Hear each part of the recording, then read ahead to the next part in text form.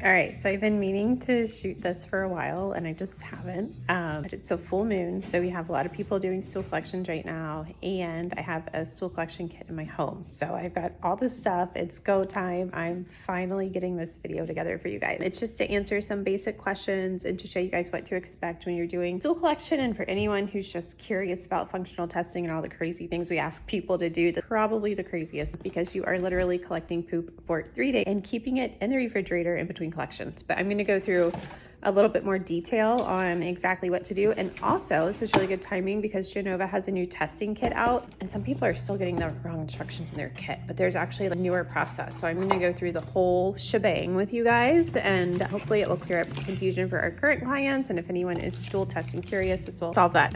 The stool test is really interesting. The big change that's happened with Genova is you now use, for the GIFX, you're using one tube, the green top, and you're using it to collect on every single day. So you only partially fill it for days 1, 2, and 3 with your stool sample. And then on the third day, it's when you do all the things, and it's a much larger collection in terms of volume that you need. You have several tubes to fill on the third day. And I think the most important part, preparation that's involved. So there are very specific time frames where you need to discontinue different supplements and medications. I'm not going to get into that, but maybe I will. Let me see. Might as well, because I've got all the other stuff. Let's see, 4 weeks. You have to wait 4 weeks if you've had a colonoscopy or barium enema before testing. And really, these could apply to all the stool tests just as best practice, but it's specific to Genova's GI effect. So that's 4 weeks before collecting if you've had a colonoscopy or barium enema, 2 to 4 weeks before collecting if you've been on antibiotics or anti-parasitics, antifungals, or probiotic, and waiting 14 days after your last dose before beginning the test. 28 days may be preferred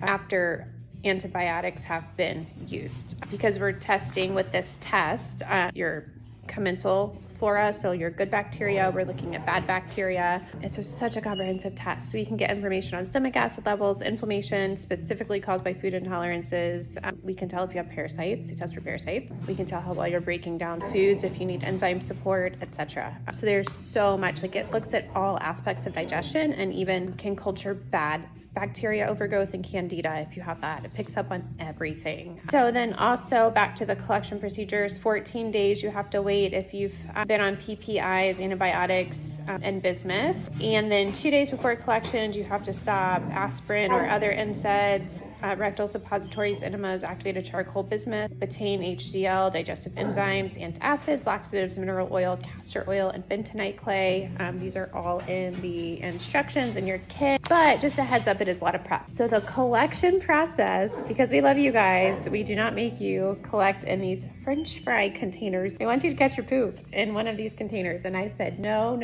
not for our clients. That is not good enough for them. So what we have for you guys is this upgraded, much nicer situation where you have this stool collection like hat thing. This goes under the toilet seat, and then you put this bad boy in it. And so this whole collection goes under the toilet seat. You have your poop, and then you just scoop some of it out. I would wear gloves. Put it in the container. It's the green top container for the 3-day Genova GI effect. And this is gonna go, I recommend just putting it in a brown paper bag, sticking it in the back of the fridge, and just being really cool about it. No one will even know it's there. But we certainly don't want our poop sitting in the front of the fridge staring everyone in the face every time they open it while you're doing your collection.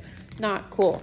Other thing with this, for our constipated patients and friends, you have 10 days from start to finish to collect all 3 days worth of stool. So if you do not poop every day, like you should, at least 1 to 3 times a day, then you have 10 days to get it all out and to get all the samples that you need. So that is really nice and helpful too. So I hope that helped questions and get you guys a little more comfortable with the process. If you have questions, definitely drop them in the comments below and we will help answer them for you.